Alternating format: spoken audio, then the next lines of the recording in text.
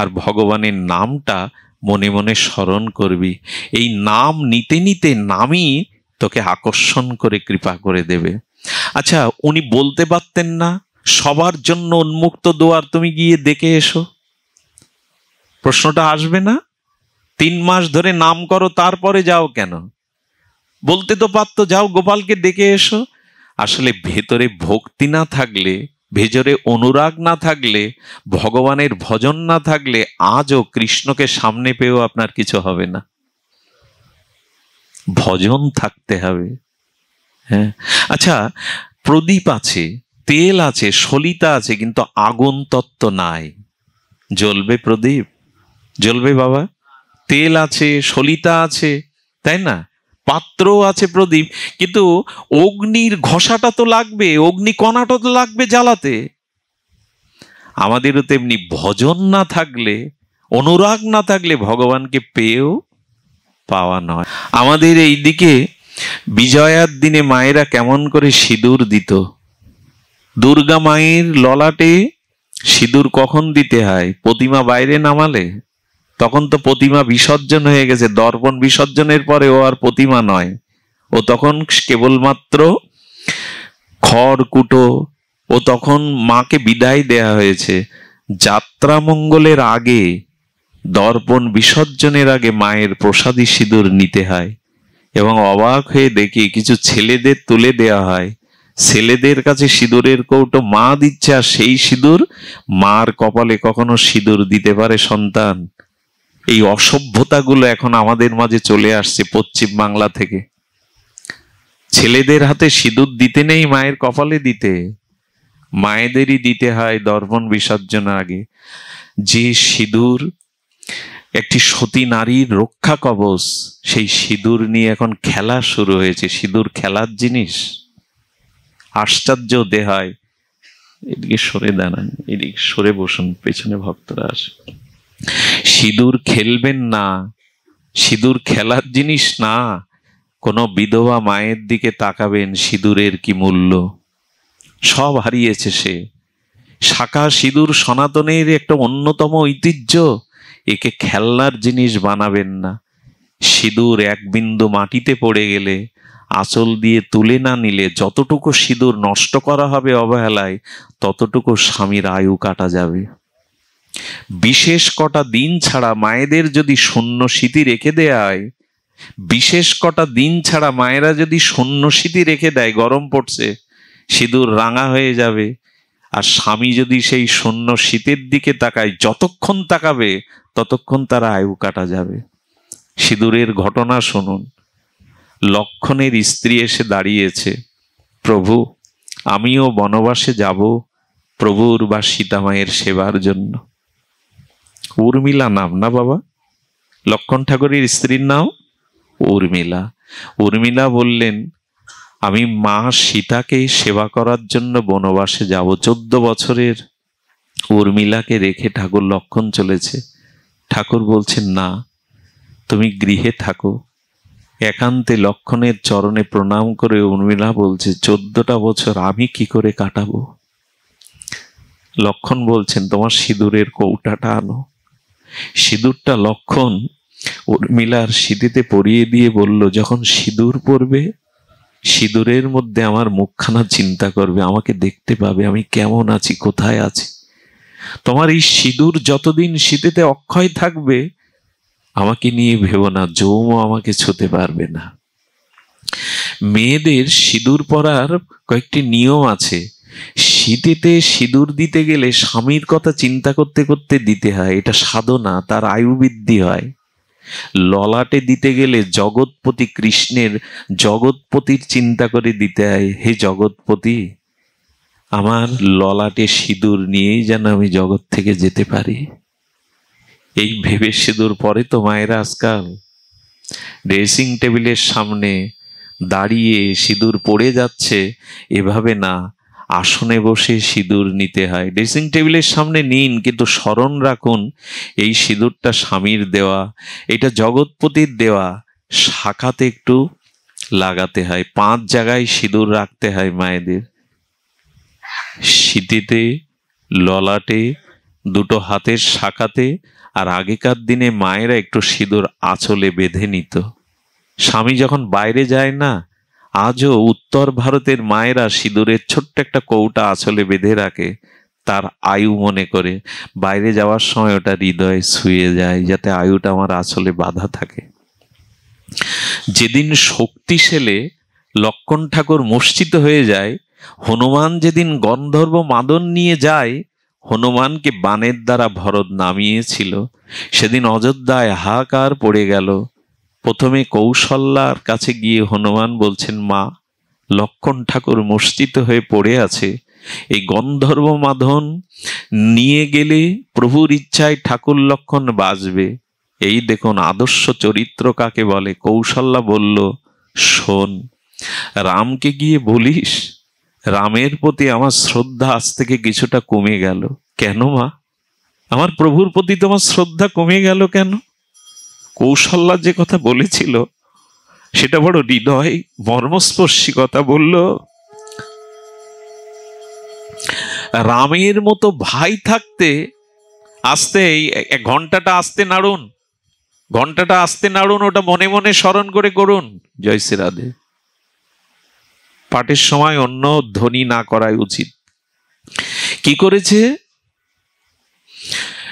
কৌশল্যা? বলছেন আমার রামের প্রতি শ্রদ্ধা কিছুটা কমে গেল। রামের মতো বড় ভাই থাকতে বুকে কেন রামের তীর বিধিনি, কেন লক্ষ্মণের বুকে তীর পড়ল? রাম তার বুকে গিয়ে দিতে পারেনি। যে লক্ষ্মণ তার ভাইকে ভগবান ভেবে চরণ সেবার জন্য রাজত্ব ত্যাগ করে চলে গেল, সেই বড় ভাইয়ের উচিত ছিল ওর বুকে তীর আসার আগে বুকটা পেতে দেওয়া। কৌশল্যা বলছে, আর শোনো হনুমান, এই দেখুন আদর্শ কাকে বলে। রাম তো কৌশল্যার গর্ভে এসছে, লক্ষ্মণ তো কৌশল্যার ঘরে আর সুমিত্রার গর্ভে এসছে, কিন্তু বলছে কি শুনুন, হনুমান রামকে বলে দিও আমার লক্ষ্মণ যদি অযোধ্যাতে ফিরে না আসে, রাম যেন অযোধ্যায় ফিরে না আসে। কৌশল্যার কথা। এই কথা সুমিত্রা মায়ের কানে গেল। সুমিত্রা নন্দন লক্ষ্মণের এই দশা দেখে সুমিত্রা ডেকে হনুমানকে গিয়ে বলছেন, হনুমান, কৌশল্যা দিদি যা বলল হনুমানকে তা বলবে না, বরঞ্চ রামকে বলো। এগুলো কি কথা? রামকে বলো আমি সুমিত্রা বলেছি আমার লক্ষ্মণ যদি মারাও যায় তার প্রভুর সেবার জন্য, রাম যেন ফিরে না আসে। আমার আর একটা পুত্র আছে শত্রুঘ্ন, আমি তাকে রামের সেবায় পাঠিয়ে দেব। এই ভালোবাসা সে যে সংসারে জায়ের মধ্যে এই ভালোবাসা যেখানে, সেখানে স্বর্গ ছাড়া কি থাকবে, আনন্দ ছাড়া কি থাকবে? আজকে উঠোন ঝাড় দেওয়ার সময় দুই যা ঝাড় দেয়, এর অংশটা ওর অংশটা মাঝখানে ধুলা পড়ে থাকে। এই আদর্শ আমাদের। সম্পর্ক না থাকতে পারে, উঠোনটা তো সকলের, ওইটাও পরিষ্কার করতে গিয়ে আজ ভাগ হয়ে গেছে, আমার অংশটা আমি, তোমার অংশটা। এই হলো আমাদের সংকীর্ণতা। সবার চোখে জল। উর্মিলার কাছে গিয়ে উর্মিলার সখীগণ দাঁড়িয়ে কাঁদছে, অভাগিনী নূতন বিয়ে হলো, আর তোর প্রভু বনবাসে গেল প্রভুর সেবাতে, আর তোর বৈধব্য নেবে আসবে, লক্ষ্মণ ঠাকুর মূর্ছিত মৃতপ্রায়। তখন সিঁদুর অঙ্কিত করছিলেন উর্মিলা। উর্মিলা তখন সখীদের বলছেন, তার সেবিকাদের বললেন, তোরা মিথ্যা শোক করছিস। আজ আমি সিঁদুর সিঁথি দিয়ে আমার প্রভুকে দেখলাম কি জানিস, প্রভু তার প্রভুর কোলে, আমার প্রভু তার প্রভুর কোলে আনন্দে ঘুমিয়ে আছে। আমার শীতের সিঁদুর যতদিন আছে, আমার কাছ থেকে জমেরও সাধ্য নয় আমার প্রভুকে কেড়ে নেওয়া। আমি আজ দেখেছি প্রভুর কোলে করে পরমানন্দে ঘুমিয়ে আছে, বিশ্রাম নিচ্ছে। আমার এই প্রসাদী সিঁদুর যতদিন আছে কেড়ে নেওয়ার ক্ষমতা নেই। সিঁদুর নিয়ে খেলো না মা। কি একটা উদ্ভট সংস্কৃতি পশ্চিম বাংলার চ্যানেলগুলো প্রচার করে, সিঁদুর খেলা। সিঁদুর খেলার জিনিস না। ওই এক চিমটি সিঁদুরের কি মূল্য তা ঘরের যে মা স্বামী হারা হয়েছে সে অনুভব করতে পারে। এগুলো খেলার জিনিস না। আমাদের কৃষ্টিটা নষ্ট হতে বসেছে। আমরা আমাদের আচরণের কথা বলছিলাম, বারবার কিন্তু একটা শব্দ প্রয়োগ করতে নাই, তবু করছি। যতদিন আচার ব্যবহার শুদ্ধ না হবে, ততদিন ভক্তি হবে না, ততদিন আনন্দ পাওয়া যাবে না, ততদিন আনন্দ পাওয়া যাবে না। এই জন্য আমাদের চক্ষুকে দিয়ে, কর্ণকে দিয়ে, আমাদের বদনকে দিয়ে, জিহ্বাকে দিয়ে দয়া করে একটু শুদ্ধতা নিতে চেষ্টা করুন।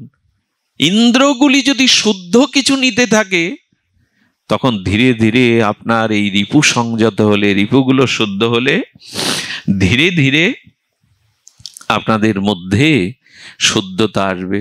আরেকটি জিনিস হলো, আমরা ট্যাক্স দেই সরকারকে, নিজের অনেক কিছু অপকর্ম ঢাকতে গিয়ে প্রশাসন অনেক কিছুকে টাকা পয়সা দিয়ে দিই, কিন্তু সৎ কাজে টাকা আমরা কজন ব্যয় করি? ট্যাক্সে কত টাকা দিতে হয় ব্যবসায়ীদের সরকারকে, কত টাকা এমনিই বা দিতে হয়, চাঁদা অমুক তমুক। ভগবানের জন্য বলুন তো, সারা বছরে ভক্ত ভগবানের জন্য, সৎ মহতের সেবার জন্য কত টাকা ব্যয় করেন? টাকা কিন্তু শুদ্ধ করতে হয়। আয়ের একটা অংশ যদি সৎ কাজে, সমাজের মঙ্গলে ব্যয় না করেন, ওই অর্থ কিন্তু অভিশাপ হয়ে দেখা দেবে। অর্থের একটা সদুপযোগ করতে হয়, বিগ্রহ সেবায়, ভগবত সেবায়, বৈষ্ণব সেবায়, সমাজের কোনো মঙ্গল কাজে এই অর্থ নিয়োগ করুন। অর্থ যদি সৎ কাজে উপযোগ না হয়, অর্থ অভিশাপ হয়ে দেখা দেবে। অর্থ তিনভাবে চলে যাবে, হয়তো সরকার ক্রোক করে নেবে, সন্ত্রাসীরা ছিনিয়ে নেবে, নালে মামলা মকদ্দমায় ওই অর্থ চলে যেতে বাধ্য। অর্থ কিছুটা সৎ কাজে লাগান। অনেকেই দেখেন অনেক অর্থ ব্যয় করে, হচ্ছে বাড়িতে বছরে দুজন বৈষ্ণব সেবা, তারও একটা মনে করে অনেক ভারী জিনিস। শাস্ত্রে আছে, গৃহে বছরান্তে অন্তত একটু সাধুগুরু বৈষ্ণবের পায়ের ধুলো নিতে হয়, গৃহে ভক্তদের দিয়ে একটু হরিনাম ভগবত এগুলি করাতে হয়। তারা আসলে অনেক আপদ চলে যায়, অনেক সংকট চলে যায়। দেখুন, যে গৃহে শোক আছে, রোগ আছে, মোহ আছে, সে গৃহে যদি ভগবানের প্রিয় ভক্ত যায়, আপাতত সাধু যতক্ষণ থাকে ততক্ষণ ওই বাড়িতে শোকমোহ কাজ করে না, শোকমোহ দূরে চলে যায়। সাধু সমাগমে শোক এটাও দূরে চলে যায়, ভয় ভীতি এগুলোও দূরে চলে যায় যদি শুদ্ধ ভক্তের আগমন ঘটে কারো গৃহে। তো আমরা এখন এগুলি বুঝি না। হ্যাঁ, অনেক জায়গায় নামযজ্ঞ হয়, 50 কিলোমিটার দূরে 50 শুদ্ধ বয়স এক বাবা বসে বসে সারা রাত নাম শুনেছে। সকালবেলা মনে করে যদি একটু স্নানের জায়গা পেতাম, একটু আহ্নিক করার জায়গা পেতাম। পাড়ায় কেউ তাকে, এই বৃদ্ধটা কত দূর থেকে এসে সারা রাত জেগে নাম শুনেছে, আমাদেরই যোগ্য, যোগ্য মানে সেবা, তারা তাকে নিয়ে চিন্তা করে না। চিন্তা করে জামাই মেয়ে মেসোমাসি আসছে, তারা খাবে কি, তারা কি করে সুখ পাবে, এরই নাম যোগ্য। সারাটা রাত জেগে যে মানুষগুলো ঠাকুরের নাম শুনলো, তাদের ডেকে নিয়ে যান, স্নানের ব্যবস্থা করুন, তাদের মুখে কিছু জল খাওয়ার দিন। কিন্তু জামাই নিয়ে ব্যস্ত, মেসোমাসি নিয়ে ব্যস্ত, সাধুর দরদার এখন মানুষ বোঝে না। যতদিন ভগবান ভক্তকে সেবা না করবেন, ভক্ত প্রসন্ন না হবে, ততদিন ভগবানও প্রসন্ন হবে না। এইগুলোই হলো সুব্যবহার, এইগুলোই হলো সৎ আচার। এগুলি না হলে আনন্দের সন্ধান আপনি আমি কোনোদিন পাবো না, আমাদের চিত্তশুদ্ধ হবেই না, কোনোদিনই হবে না। এই জন্য দয়া করে নিজের হৃদইন্দ্রকে একটু কাজে লাগাতে হবে। দেখুন, একটা জিনিস বলি, আপনি 1 মণ দুগ্ধ দিয়ে প্রদীপ জ্বালাতে পারবেন? দুধে প্রদীপ জ্বলে, কিন্তু 2 কেজি দুধ থেকে ঘি করে প্রদীপ জ্বালান। এই সংসারে থেকে সার বস্তুটা তুলে নিন।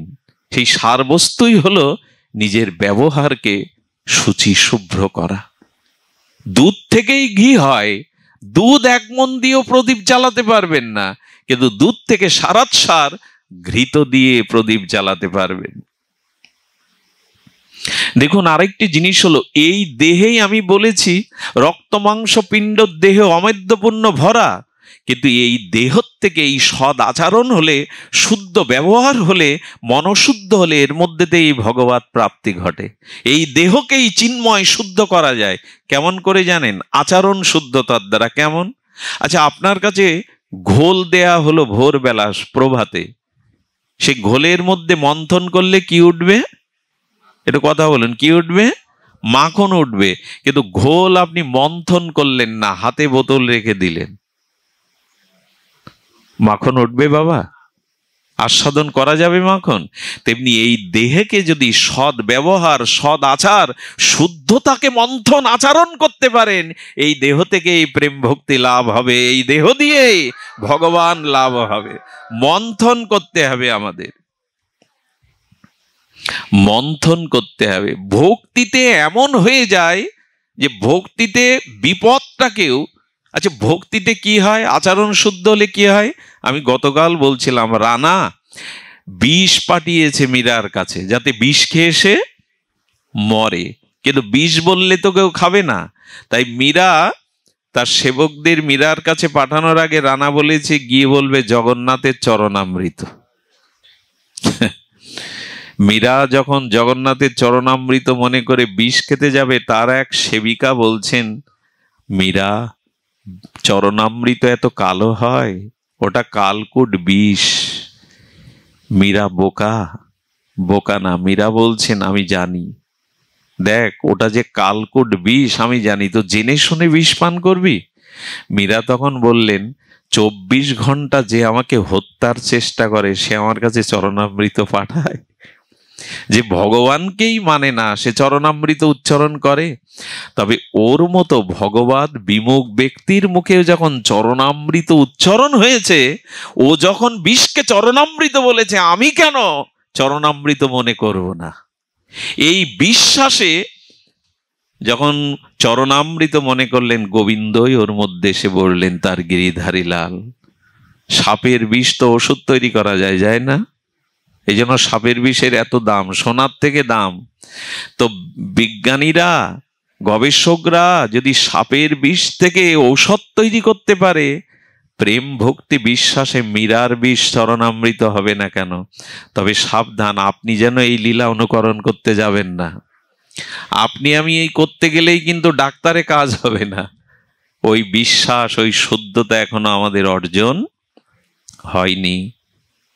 হ্যাঁ, বৃন্দাবনে এক বাবাজির কথা মনে পড়ল। এরা কি চরিত্র জানি না, কিভাবে ভগবানকে, রাধারানীকে সর্বস্ব অর্পণ করেছেন অনুরাগে। বসে বসে জপ করেন, আর সন্ধ্যার আধার নামে ওই জপ থেকে বাইরে এসে একটা বড় খাল আছে, সেই খালটা পার হয়ে এপারে ব্রজবাসীদের দুয়ারে গিয়ে দুটো রুটি সবজি মাদুকরি করে এনে পান। কি বলবো আপনাদের, একদিন ওই খাল পেরিয়ে যেতে যেতে, আর ব্রজের যেসব সাপ আমার ভাগ্য হয়েছে দেখার, সে দেখলেই আমি তো ভয়ে ভীত সন্ত্রস্ত হয়ে যাই। বড় বড় সর্প, বিষাক্ত, বাবাজির পায়ে দংশন করেছে। যেই দংশন করেছে পাটা ফুলে গেল সাথে সাথে। আচ্ছা, ডাক্তারের কাছে যাবে না উনি? উনি বিষ নিষ্ক্রিয় করার জন্য যাবে না? উনি কুঠিরে ফিরে এসে মালা জপ করে হাতে বলছেন, তুমি তোমার কাজ করো, আমি আমার কাজ করি। আমি আর কার কাছে যাব? রাধারানীর চরণেই তো সব বিকিয়ে দিয়েছি। আর রাধারানীকে বলছেন না, রাধারানীকে একদমও বলছেন না, তুমি তোমার কাজ করো। খবরদার এই লীলা আপনি আবার করতে যাবেন না। তুমি তোমার কাজ করো, আমি আমার কাজ করো, ও আমাদের মানাবে না। ওরা সর্বস্ব ভগবানকে দিয়ে দিয়েছে।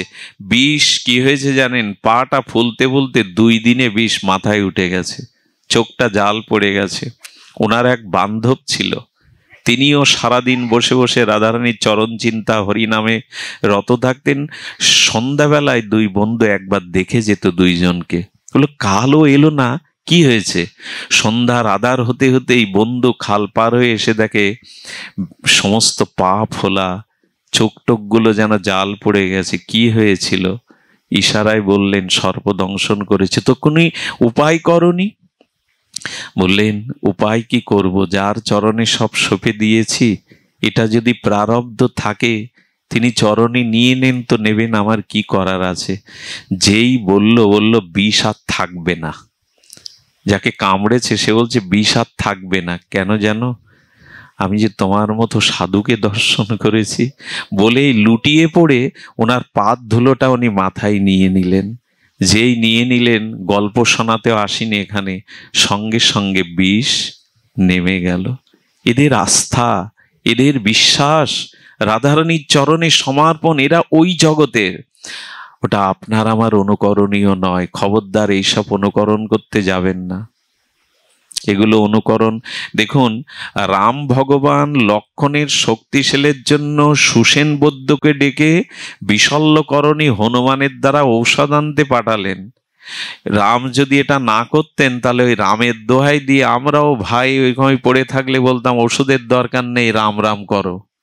কিন্তু ভগবান তিনি বুদ্ধি সত্তম, তিনি জ্ঞানীর প্রকাশ, তিনি জানিয়ে গেলেন মানুষের চেষ্টা করতে হবে। কিন্তু এদের চরিত্র বড় আলাদা। মীরাকে দংশনের জন্য তো সর্প দেয়া হলো, যে সর্পকে মালা ভেবে ফুলের ডালিতে তুলতে যাবে, সবল খেয়ে মরবে। রানার উদ্দেশ্য এই। ভগবান দেখলেন যে যে সর্বস্ব সঁপে দিয়েছে, জগৎময় তার গিরিধারীকে ছাড়া দেখে না, সাপ ধরতে গিয়ে মীরা মালাই ধরল। কি হয় না বলুন তো? ভেতরে শুদ্ধতা এলে, ভেতরে প্রেম ভক্তি এলে। আমার একটা জিনিস বলি, খুব সাধারণ কথা, আমার মনে হয় আপনাদের কথাটা অত্যৌক্তিক মনে হবে না।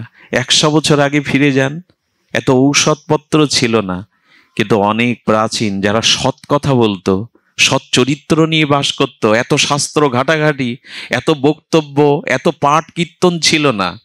তার কাছে কোনো মা যদি অসহায় মা যদি বাচ্চাটা জ্বর হয়েছে বলে নিয়ে যেত, বিশ্বাস করুন তুলসী তলার মাটিটা দিয়ে তার কপালে লেপন করার সাথে সাথে জ্বর নেমে যেত। পুরানো দিনের মানুষ এই বিশ্বাস আস্থায় কেন হতো বলতে পারেন?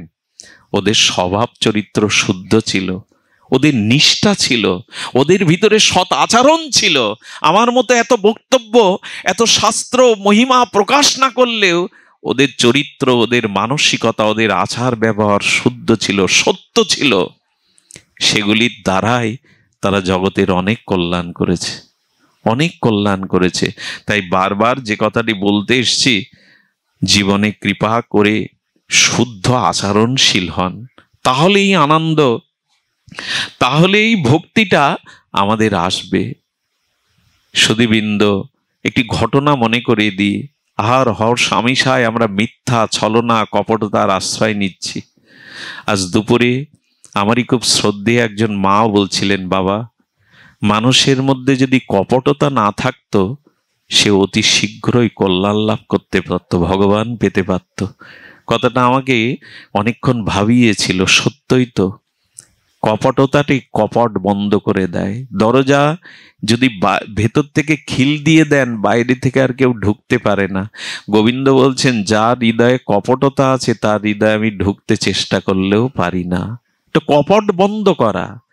সরল না হলে কি ভগবান পাওয়া যায়? সুন্দর হৃদয় না হলে কি ভগবান পাওয়া যায়? যাবদি ছল, ছাতুরি, কপটতা, মিথ্যা, লোক ঠকানো, কুব্যবহার, কাম, ক্রোধ হৃদয়ে ভরা, তো আমাদের চরিত্র কি করে আনন্দিত হবে? আমাদের মন কি করে শুদ্ধ হবে? আপনাদের মনে আছে মহাভারত একটা দৃষ্টান্ত দিয়েছে। যুধিষ্ঠির মহারাজ শ্রীকৃষ্ণের বলা একটা মিথ্যা কথা বলতে হলো, তাই না? একটা মিথ্যা কথা বলতে হলো না? অশ্বত্থামা হত ইতি। আচ্ছা, কথাটা কে বলতে বলছেন? যুদ্ধক্ষেত্রে ন্যায় নীতি চলে না। যুদ্ধক্ষেত্রে শত্রুকে যেভাবে হোক পরাভূত করতে হবে। হাতে বন্দুক নিয়ে নীতি ধর্ম আওড়াবেন? শত্রুকে পরাজয় করে দেশ রক্ষা করুন, ধর্মকে রক্ষা করুন। যুদ্ধে ন্যায় নীতির সবসময় নিয়ম নীতি থাকে না। যুধিষ্ঠির মহারাজকে বললেন, এই ছাড়া গুরু দ্রোণাচার্যকে বধ করা। আমি বলছি তুমি মিথ্যা বলো। দ্রোণাচার্যের কাছে কে বলল অশ্বত্থামা হত, এটা কৃষ্ণের মুখ দিয়ে একবার শুনতে পেয়েছি। অশ্বত্থামা হেসে বললেন, দ্রোণাচার্য হেসে বললেন, কৃষ্ণ ভগবানই আমি জানি, কিন্তু আমি ভগবানের কথাও বিশ্বাস করি না। একজনকে বিশ্বাস করি, যদি যুধিষ্ঠির কথাটা বলে। চিন্তা করতে পারে একজন সত্যবাদী মানুষের মহিমা কত উচ্চতায়। দ্রোণাচার্যকে যদি প্রশ্ন করেন তো কৃষ্ণের কথায় আপনি সত্য মনে করতে পারছেন না, যুধিষ্ঠিরের কথায় কেন? তো বললেন কৃষ্ণ অনেকবার প্রতিজ্ঞা করেও রাখতে পারেনি। এই কুরুক্ষেত্রে যুদ্ধ করবে না বলল, অথচ সে অস্ত্র ধরল। ভগবান ও ভক্তের জন্য তার সত্যতা মাঝে মাঝে রক্ষা করতে পারেন না, কিন্তু যুধিষ্ঠির জীবন গেলেও মিথ্যা বলবেন না এই বিশ্বাস দ্রোণাচার্যের ছিল। কিন্তু যেদিন ভগবানের কৌশলে একটা মাত্র ভগবানের বলা মিথ্যা বলল, মহাভারতে ব্যাসদেব প্রমাণ দিয়ে গেলেন সেই যুধিষ্ঠিরেরও সশরীরে মহাপ্রস্থানের পথে নরক দেখতে হয়েছিল। চিন্তা করতে পারেন, মহাভারত সতর্ক করছে, এই দেখো এত বড় স্বচ্ছ চরিত্র, এত বড় সত্যবাদী, ন্যায়নিষ্ঠ। সত্যবাদী কেমন জানেন? ধর্ম যক্ষ রূপে যখন সরোবরে 4টি প্রশ্নের উদ্দেশ্যে প্রশ্নের উত্তর না দিতে পারলে জল পান করলে মারা যাবে, ভীম, অর্জুন, নকুল, সহদেব মরে পড়ে আছে। যুধিষ্ঠির মহারাজ গেছেন, ধর্মরূপী বক সেখানে বলছেন 4টে প্রশ্নের উত্তর না দিলে তুমি এই জল পান করলে মারা যাবে। বললেন আমার ভাইরা কি এই প্রশ্নের উত্তর না দিয়ে মারা গেছে? বললো হ্যাঁ। তুমি যদি প্রশ্নের যথাযথ উত্তর দিতে পারো, তোমার 4 ভাইয়ের মধ্যে 2 ভাই বেঁচে যাবে। আপনারা জানেন সেখানে বলা হয়েছিল যে সুখীকে, তাই না, জগতে আশ্চর্য কি ইত্যাদি ইত্যাদি প্রশ্ন বলার পরে যখন সদুত্তর দিলেন, তখন বললেন 2 ভাইকে তুমি ফেরত পাবে, চেয়ে নাও। আচ্ছা, কাকে চাইবে যুধিষ্ঠির? এই দেখুন কত বড় ন্যায় নীতি পরায়ণ। ভীম আর অর্জুন হলেন কুন্তির গর্ভের পুত্র, আপন সহোদর ভাই যুধিষ্ঠিরের। আর সৎ মা মাদ্রির গর্ভে এসেছিলেন নকুল আর সহদেব, ওরা হলো সৎমার পুত্র। আর ধর্মরূপী বক বলছেন তুমি একজনকে ফেরত পাবে, একজনকে ফেরত পাবে, চেয়ে নাও কোন ভাইকে চাও। যুধিষ্ঠির এক বাক্যে বলল আমার মাদ্রি মায়ের নকুলকেই ফিরিয়ে দিন। যক্ষ তখন বলছে নিজের ভাই বিশ্ববিজয়ী অর্জুনকে ভীমকে চাইলে না? বলে আমার মায়ের তো আমি বেঁচে আছি, আমার মাদ্রি মায়ের যে কোনো সন্তান বেঁচে নেই। এই হলো চরিত্র শুদ্ধতা, এই হলো সদ আচরণ। কি বিচার দেখুন, আমার মায়ের তো আমি বেঁচে আছি, আমার মাদ্রি মায়ের 2টি সন্তানই তো শুয়ে আছে, একটাকে ফিরিয়ে দিন। এই হলো চরিত্র। আজ সব নষ্ট হতে বসেছে, মিথ্যা ছল। তো আমি একবার খুলনায় 70-80 জন গাড়ির মধ্যে কোট টাই পান পরা এক বিশেষ ভদ্রলোক মোবাইলে চেঁচিয়ে চেঁচিয়ে বলছে আমি এখন ঢাকাতে, ফিরলে তবে তোমার কথা শুনবো। খুলনায় দাঁড়িয়ে সভ্য মানুষ কত জলজান্ত মিথ্যা বলছে, আমি এখন ঢাকাতে। মিথ্যাকেও এখন আমরা খুচরা পয়সার মতো নাড়াচাড়া করতে শুরু করি, যে কোনো কথায় একটা মিথ্যার আশ্রয়। এগুলি চরিত্রকে নির্মল করে না, এগুলো চরিত্রকে শুদ্ধ করে না। এই জন্য তিনি বলেছিলেন মনুষ্য তার জীবনে একবার বিচার করতে পারে যে কতটা মিথ্যা, কতটা কপটতা আমার মধ্যে বিরাজ করছে, আমি আশা করি কি করে আমার মঙ্গল, আমার কল্যাণ।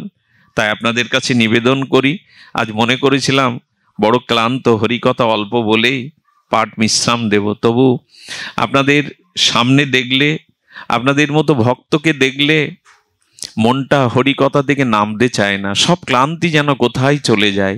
তবু বলবো আসুন আমরা আজ থেকে এখান থেকে একটা সংকল্প করি, একটা সদ আচরণ কাল থেকে আমি প্রতিপালন করব। একটা অন্তত ভগবত সান্নিধ্যের কোনো আচরণ আমার জীবনে ফিরে আসুক। একটি ভাগবত আসর থেকে একজন প্রবক্তা শাস্ত্রের, ভাগবতের, গীতার একটা তত্ত্ব উপদেশও যদি আমরা গ্রহণ করতে পারি, একটি ধর্ম উপদেশ মানুষের চরিত্রকে বদলে দিতে পারে। একটি আদর্শকে আঁকড়ে ধরলে, একটা মহাজনের বাণী আচরণ করলে আপনার জীবন আমূল পরিবর্তন আসবে। একটা উপদেশ পালন করুন, একটা, বহু আমরা পারবো না। শাস্ত্রের যথাযথ আচরণ আমাদের মধ্যে প্রস্ফুটিত হবে না, একটা অন্তত গ্রহণ করুন। দয়া করে, কৃপা করে একটা সদাচার, একটি সদ আচরণ, একটি ভজন অন্তত আপনি দয়া করে গ্রহণ করুন। আপনার জীবন আমূল পরিবর্তন আসবে, শুদ্ধতা আসবে। সবশেষে এইটুকু বলবো, আমাদের সেই বৃন্দাবনের সেই বুড়িমার কথা। বুড়িমা আর কিছু নয়, তিনি সুখিয়া মালিনী দেবী। লীলাটি বড় আমাকে স্পর্শ করে, আপনাদের একটু জানানোর অভিপ্রায়, অভিলাষ, ইচ্ছা জাগছে, লোভও জাগছে। এই সুখিয়া মালিনী, তার স্বামী অথর্ব রোগগ্রস্ত। সংসারে আয়ের বলতে এই সুখিয়া মালিনী ছাড়া আর কেউ নেই। তিনি কি করেন জানেন? বৃন্দাবনের পথে পথে কিছু ফল বিক্রি করে অসুস্থ স্বামীর সংসার চালায়। তো গোপালের যখন আবির্ভাব হলো নন্দালয়ে, সেই সময় সুখিয়ার কানে গোপালের অনেক মাধুর্যের কথা, লীলার কথা, তার সৌন্দর্য মাধুর্যের কথা, আর ব্রজের সমস্ত সখার কানে কানে ফল বিক্রি নিয়ে এই সুখিয়া মালিনীর কানে যায়। তখন মনে মনে ভাবল, গোপাল এসেছে বৃন্দাবনে, যশোদা অঙ্গনে খেলে বেড়ায়, যশোদা দুলালকে, নন্দ দুলালকে একবার চোখে দেখব না? কিন্তু আমার এই মলিন কাপড়, আর আমার নেই সুকৃতি, আমি নন্দ মহারাজের গৃহে কি করে গিয়ে গোপালকে দেখে আর অন্দরমহলে তো যেতে পারবো না। তখন এক সাধুর কাছে গেলেন, সাধু বাবাকে বললেন, বাবা একটা উপায় বলতে পারেন, আমি কি করে গোপালকে দর্শন করে ধন্য হব? তখন বললেন, মা এক কাজ কর, এই কৃষ্ণ কৃষ্ণ মন্ত্রটা আমি তোকে দিচ্ছি, তুই এটা 3 মাস ব্যাপী ফল বিক্রি করবি, পথ চলবি, আর ভগবানের নামটা মনে মনে স্মরণ করবি। এই নাম নিতে নিতে নামই তোকে আকর্ষণ করে কৃপা করে দেবে। আচ্ছা, উনি বলতে পারতেন না, সবার জন্য উন্মুক্ত দুয়ার, তুমি গিয়ে দেখে এসো? প্রশ্নটা আসবে না? 3 মাস ধরে নাম করো, তারপরে যাও কেন? বলতে তো পারতো, যাও গোপালকে দেখে এসো। আসলে ভেতরে ভক্তি না থাকলে, ভেতরে অনুরাগ না থাকলে, ভগবানের ভজন না থাকলে, আজও কৃষ্ণকে সামনে পেয়েও আপনার কিছু হবে না। ভজন থাকতে হবে। হ্যাঁ, আচ্ছা, প্রদীপ আছে, তেল আছে, সলিতা আছে, কিন্তু আগুন তত্ত্ব নাই। জ্বলবে প্রদীপ? জ্বলবে বাবা? তেল আছে, সলিতা আছে, তাই না? পাত্র আছে প্রদীপ, কিন্তু অগ্নির ঘষাটা তো লাগবে, অগ্নি কণাটা তো লাগবে জ্বালাতে।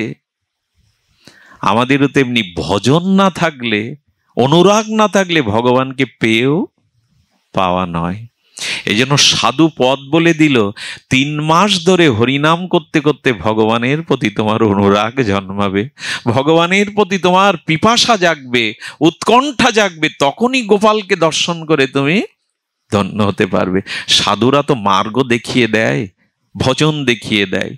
দেখুন, যাদের ভজনে রুচি এসেছে, আনন্দ এসেছে, ভগবানের থেকে ভজনে আরো বেশি আনন্দ পায় তারা। অনেক সময় কৃষ্ণকে গোপীরা বলতো, তোমার প্রেমে আমরা যে ডুবে আছি অন্তরে, তুমি এই সামনে আসলে প্রেমে বিঘ্ন ঘটে, কৃষ্ণ সরে দাঁড়াও তো। এ কথা কেউ বলে? গোপীরা বলতো, কৃষ্ণ আমি তোমার প্রেমে অনুরাগে যেটা হৃদয়ে মজে আছি, ধ্যানের নেত্রে তোমার লীলা, তোমার আনন্দ মাধুর্য আস্বাদন করছি, সামনে এসে দাঁড়ালে বিঘ্ন হয়, সরে দাঁড়াও। আরে বাবা, ভগবানকেও পর্যন্ত সরে যেতে বলে হৃদয়ের ওই প্রেম আস্বাদনের জন্য। গোপী ধ্যান করছে বৃন্দাবনের যমুনা পুলিনে, নারদ গিয়ে বলছে, জয় রাধা মাধব, জয় রাধা মাধব।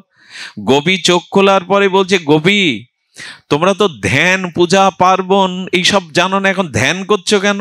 বলে, গোবিন্দকে হৃদয় থেকে তাড়াবো বলে। আরে এ কথা কোথাও লেখা আছে?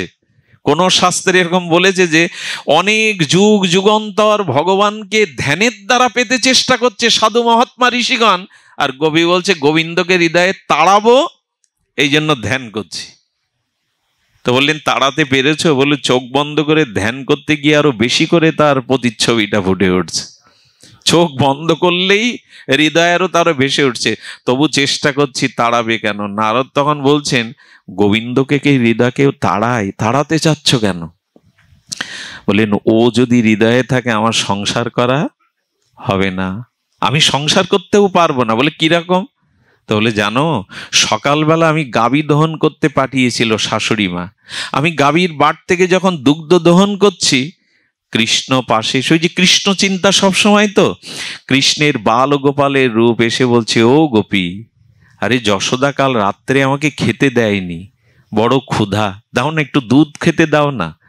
বলে দুধ কি করে যাব পাত্র? বলে পাত্র তো আমার গাল, তুমি ওই বাটটা বালতির দিকে না টেনে আমার গালের দিকে সোজা করে টানো, আমি হা করে দিচ্ছি। আচ্ছা, ওইভাবে যখন মা গোপীমা দুধ টানছে, ওখানে আসলেই তো ও দেখছে, লীলাস্ফূর্তিতে ধ্যানে দেখছে গোপাল। শাশুড়ি এসে ধাক্কা দিয়ে বলছে, বাহ, হ্যাঁ, পাত্র থাকতে দুধ পাত্রে নয় কোথায় মাটিতে ফেলে ফেলে টেনে ফেলে দিচ্ছ, হ্যাঁ, ঘাড়ে ভূত লেগেছে, এই গালি দিল। জানো, কৃষ্ণ যদি এমন করে জ্বালাতন করে আমার সংসার হবে না, তাই তাড়াতে চাচ্ছি। এগুলো অদ্ভুত কথা। ভগবানকে হৃদয়ে ধারণের জন্য যুগ যুগান্তর তপ সাধনা কত কিছু করে, আর এরা তাড়াবে বলে। বলে আর কি করে? ঘরটা গুছালাম, ননি ভাণ্ডগুলো সাজিয়ে রাখলাম, ঘরে বাইরে যখন গোবর দিয়ে ঘুটে দিচ্ছি, তখন দেখছি কৃষ্ণ ঘর সব আলুথালু করে দিচ্ছে। আর সেই মাখনগুলো ঘরে ঢেলে রাখে, যাতে কেউ ঘরে পা দিলে পা ফসকে পড়ে যায়।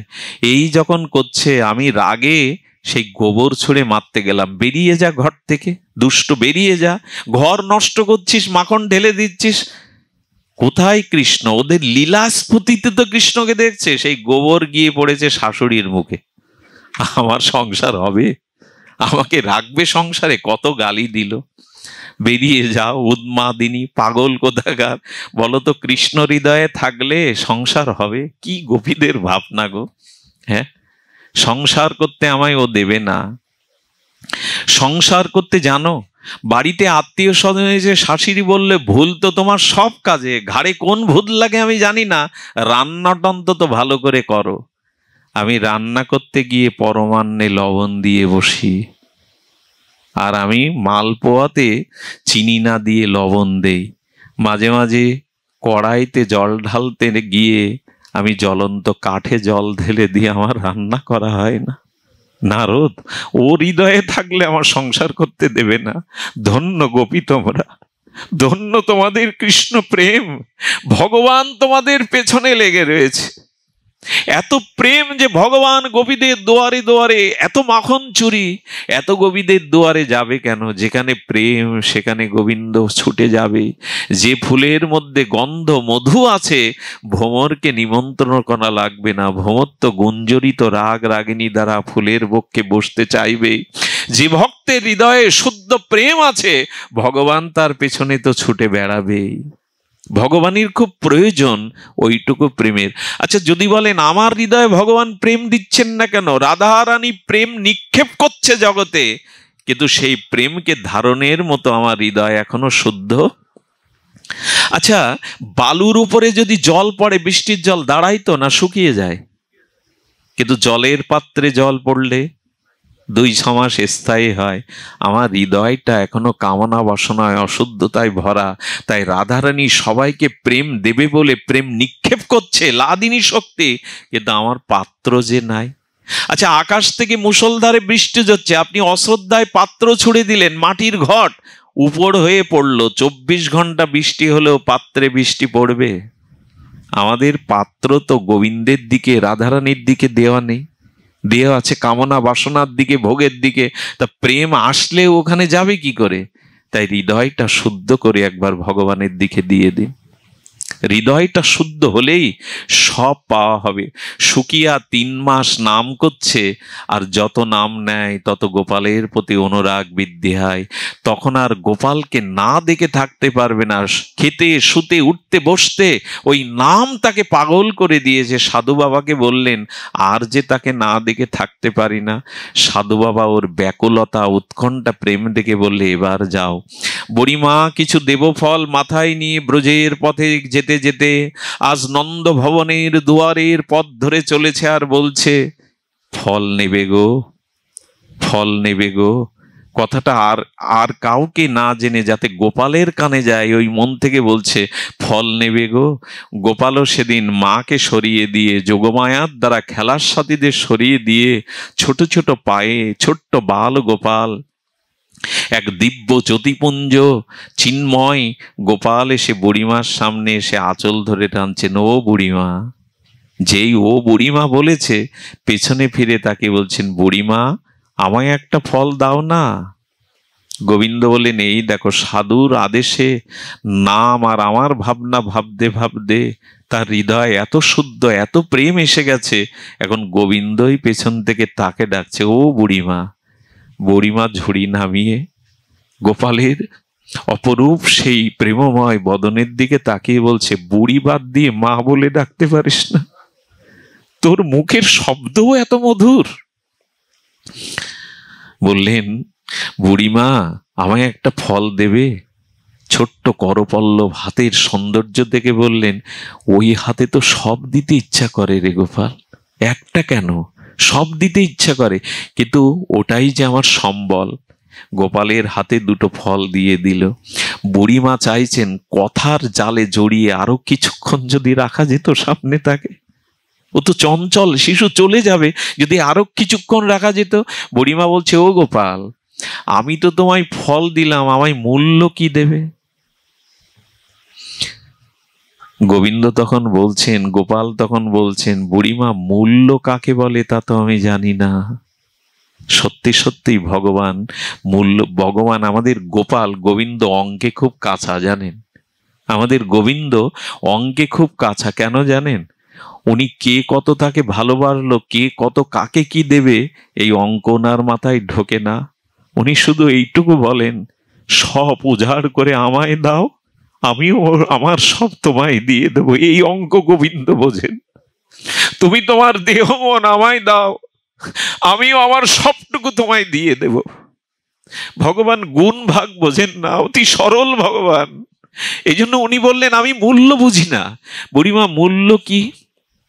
বুড়িমা বললেন, কারো কিছু নিতে গেলে তাকে কিছু, ও আচ্ছা, তো তুমি মূল্য চাইছো কেন? ব্রজের কেউ তো আমাকে সব দেয়, ননি দেয়, মাখন দেয়, আমাকে নাড়ু দেয়, কেউ তো আমার কাছে মূল্য চায় না, তুমি চাইছো কেন? বুড়িমা তখন ঠকে গিয়ে বললেন, সত্যি সত্যি তোকে কিছু দিয়ে তো মূল্য চেতে নেই, ভগবানকে ভালোবাসাটা দিন, বিনিময় আমার টাকা চাই, ছেলের চাকরি চাই, এসব জানাবেন না। উনি আপনার ভালোটা বোঝেন, ভালো বোঝেন বলে মার গর্বে আমি আগের থেকে মায়ের স্তনে দুধ দিয়ে দিয়েছি। উনি কম বোঝেন? আমার কি দরকার? মায়ের দুগ্ধটা রক্তের মধ্যে 6 মাস 3 মাস আগে দিয়ে দিয়েছেন। উনি বোঝেন না আমার কি প্রয়োজন? ভগবানের কাছে ভালোবাসা দিয়ে কিছু চাইতে যাবেন না, বিনিময় মূল্য দিয়ে কিছু। ভগবানকে ভালোবাসতে হবে নিঃস্বার্থভাবে। বুড়িমা বলল, আমি ঠকে গেছি গোপাল, সবাই তোকে নিঃস্বার্থভাবে দেয়, আমি কেন মূল্য চাইলাম? তো তুমি চেয়েছো যখন কিছু পাবে, কারণ কেউ কিছু চাইলে আমি তাকে না দিয়ে থাকতে পারি না। তারাও বুড়িমা বললেন, আরে উনি কি করেছেন জানেন? যশোদা কিছুটা ধান শুকাতে দিয়েছিল, আর ওইখানে গোপালকে বসিয়েছিল ওই লাঠি নিয়ে পাখি তাড়াবে। আরে বিশ্ব ব্রহ্মাণ্ডের ভগবানকে যশোদা ধান ঝুঁকি দেওয়ার জন্য, বলিহারি মা তোমার ভাগ্য, কি প্রেম দিয়েছো গোপালকে, সে ধান শুকানোর পাখি রক্ষা করছে। ওই ধান থেকে এক মুঠো এনে না বুড়িমার ঝুড়িতে দিতে গিয়ে আঙুলের ফাঁস দিয়ে অনেকগুলো পড়ে গেল। যেগুলো ছিল বললো, বুড়িমা এই তোমায় দিয়ে দিলাম। বুড়িমা হাসছে আর বলছে, এই 4-5টা ছোট হাতের ধানে কি আর আমার কিছু হবে রে গোপাল? তবু দিয়েছে, এতেই সন্তুষ্ট। বুড়িমাকে তখন বলছেন, ফল যে আমার হাতে দিয়েছো আমি তো এভাবে নেই না। এই দেখুন এবার গোবিন্দই মজে গেছে। গোবিন্দ তখন বলছেন, আমাকে কেউ হাতে দেয় না। বলে কি করে দেয়? বলে আমার মুখে তুলে দেয় সবাই। হ্যাঁ, চোখে জল এসে গেছে সুখিয়া মালিনীর। বলে আমার এই হাতে নোংরা রে গোপাল, এরকম ভাগ্য করে তো জন্মায়নি যে তোর মুখে তুলে দেব। বলে আমাকে তো সবাই মুখেই দেয়। যেই সাহস করে কাঁপতে কাঁপতে হাতটা মুখের কাছে ফল নিয়ে গেছে, বলি তুমি আসলে বোঝো না, এভাবে দাঁড়িয়ে কি খাওয়া যায়? সবাই তো আমাকে কোলে বসিয়ে খাওয়ায়, একটু ভালোবাসা তাকে দিন না, তিনি আপনার কাছে আসতে চাইবেন। ওনার স্বভাবটাই ওই, একটু তাকে প্রেম দিন, একটু অনুরাগ দিন, একটু ভালোবাসা দিন, উনি আপনাকে গ্রাস করে নেবে। বুড়িমা, আমাকে সবাই কোলে বসিয়ে আদর করে খাওয়ায়। বুড়িমা কাঁদছে আর বলছে, এত করুণা তোর, এত কৃপা তোর, এই ময়লা বসনে পড়লে তোর শ্রীঅঙ্গে যে ময়লা লাগবে, এসব কি আর বোঝে? প্রেম ভক্তি যার হৃদয়ে আছে, বাইরে কি তাকে বোঝা যায় গো? এর মধ্যে এমন কোন ব্যক্তি আছে যাকে দেখলে হয়তো বাইরে শ্রদ্ধা হবে না, কিন্তু তার মনের মধ্যে লুকিয়ে আছে ভগবানের প্রেম। এই জন্য কাউকে উপেক্ষা করতে নেই। কে কে রূপে কি ভক্তি নিয়ে হৃদয়ে আছে, কাউকে উপেক্ষা করতে নেই। উপেক্ষা করা উচিত নয়। শুধু পোশাকটাই সাধুর হলে যে সাধু হবে এমন নয়। হৃদয় যার নির্মল শুদ্ধ, চরিত্র যার শুদ্ধ, তাকে দেখেই ভগবান বিবশ হয়। বুড়িমা নিজে হাতে ফল খাওয়ালেন। প্রেমানন্দে বুড়িমা যেন জগৎ ভুলে গেছে। এ জগতে তার আর চাওয়া পাওয়া নেই। থাকে গোবিন্দকে হাতে করে সেবা করাতে পারলে আর কিছু বাকি থাকে? তার জীবন পূর্ণ থেকে পূর্ণতর তম হয়ে গেছে। বুড়িমা সেই ঝুড়ি নিয়ে ফিরতে ফিরতে কিছু দূর এসে বাড়িতে এসে দেখে ঝুড়ি আর বইতে পারছে না। ঝুড়িটা বড় ভারী হয়ে গেছে। বুড়িমা ঝুড়িয়ে দাবিয়ে দেখলো প্রাণগোপাল প্রাণধন গোবিন্দ হাতে করে যে কটা ধান দিয়েছিল ওগুলো ধান নয়, ঝুড়ি ভর্তি মোহরে রূপান্তরিত হয়ে গেছে। কাঁদছে আর বুক চাপড়ে বলছে, গোপাল রে, দুটো ফল দেওয়াতে যদি আমার পাত্র ভরে যায় মোহরে, এখন মনে হচ্ছে আমি ভুল করেছি, ভুলটা সংশোধন দরকার। বুড়িমা ছুটে এসে গোপালকে যেটা বলেছিলেন, আমার বিশ্বকবি রবীন্দ্রনাথ এটা উপলব্ধি করে 4টে লাইন লিখেছিলেন। বুড়িমার কণ্ঠেই শুনুন রবীন্দ্রনাথের অনুভূতিতে। দিলেম যা রাজ ভিখারি রে, তুমি চেয়েছো ভিখারি, তবে তুমি রাজ ভিখারি। দিলেম যা রাজ ভিখারি রে, স্বর্ণ হয়ে এলো ফিরে। তখন কাঁদি চোখের জলে দুটি নয়ন ভরে, দেইনি কেন আমার সকল শূন্য করে। গোপাল, দুটো ফল তোকে দিলে যদি মোহর হয়ে ফিরে আসে, এ জীবনের মন প্রাণ সর্বস্ব কেন তোকে দেইনি গোপাল? আমাদের এইটুকু শুধু বাকি। ভালোবাসাটা স্ত্রীকে দিয়েছি, পুত্রকে দিয়েছি, আত্মীয় স্বজনকে দিয়েছি, অর্থবিত্ত দেহকে দিয়েছি, ওর একটা অংশ একটু ভগবানকে দিন। এই জীবন পূর্ণতা পাবে, এই জীবন ধন্যাতি ধন্য হবে, এই জীবন স্বর্ণ হয়ে ফিরে আসবে। এই জন্য আজকে দেওয়ার জন্ম পেয়েছি। এই মন বুদ্ধি চরিত্র বাক্য চোখ কর্ণ নাসিকা জিহ্বা যা কিছু তুমি দিয়েছ, যেন তোমার প্রসন্নতার জন্য সৎ সুন্দর করে তোমায় নিবেদন করতে পারি। বিশ্বকবির সেই চরণকে স্মরণ করে আজকের পাঠ বিশ্রাম। আমার বলে যা পেয়েছি শুভক্ষণে যাবে, আমার বলে যা পেয়েছি শুভক্ষণে যাবে, তোমার করে দিলেম যখন সবই আমার হবে। সব যদি তোমাকে নিবেদন করতে পারি তখনই প্রকৃত সব আমার হবে। আসুন এই দেহটাই নেই, আমরা চাল দেই, ফল দেই, ধূপকাঠি দেই, ভগবানের কাছে বাতাসা দেই, মিষ্টি দেই, নিজেকে দিয়েছি তো? নিজেকে দিয়েছি তো তাকে? আজ দেওয়ার পালা। আমার দেহ মন তোমাকে সমর্পণ করলাম। এই মন্ত্রই বুকে নিয়ে আজ অনুষ্ঠান বিশ্রাম করি। বড় ভালো লাগলো আজকের এই পরিবেশটা।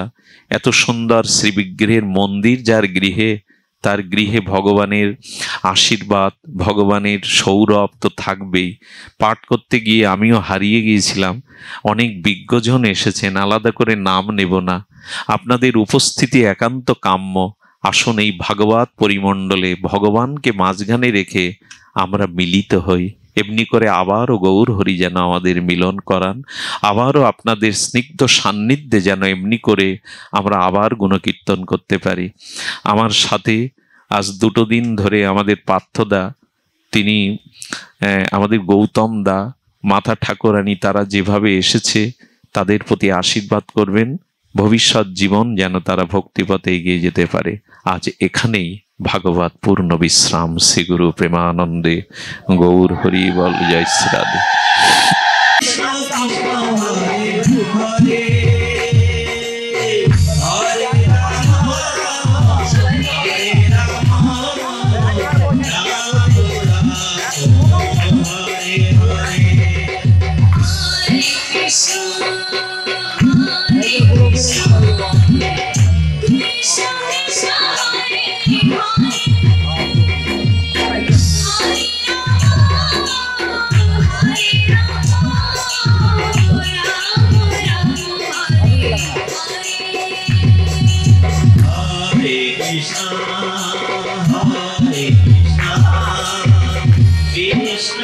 সহায়